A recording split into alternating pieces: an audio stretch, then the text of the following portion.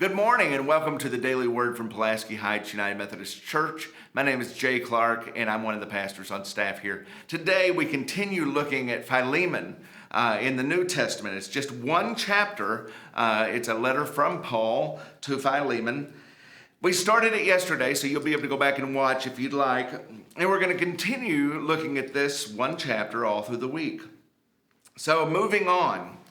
In line with all of this, because Paul has just introduced himself again, talked about how much he loved being with them in their home church and that they're doing great work.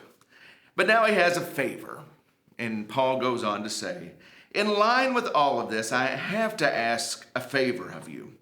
As Christ's ambassador and now a prisoner for him, because Paul is in jail, I wouldn't hesitate to command this if I thought it necessary.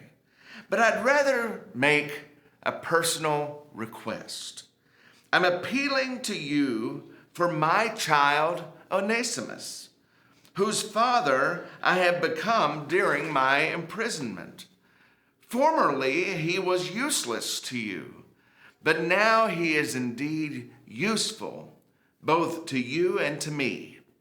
So I'm sending him back to you, but it feels like I'm cutting off my right arm in doing so.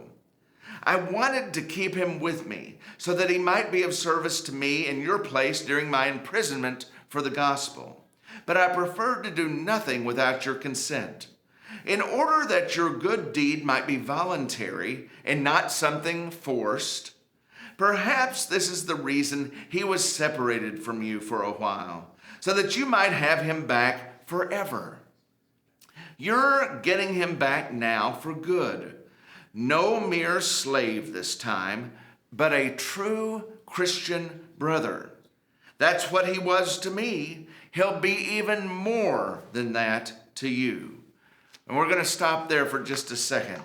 One of the great things about this, I use a Bible to study from sometimes. This is the Wesley Study Bible, and it takes some of the things that John Wesley said and wrote and applies it to different scriptures.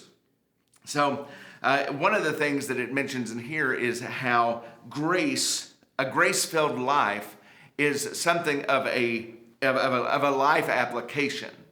And it goes on to say, from a distant jail cell by means of a handwritten letter, Paul appeals to Philemon to welcome his returning slave in a new way. Paul makes his appeal on the basis of love.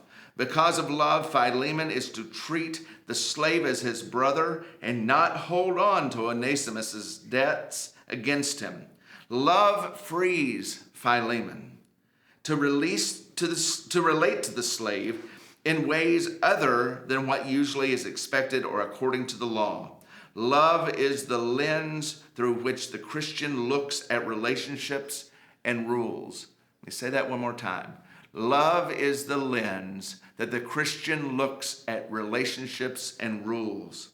The grace-filled life is the life that is filled with responsive love. We'll continue tomorrow with the next part of Philemon. Blessings.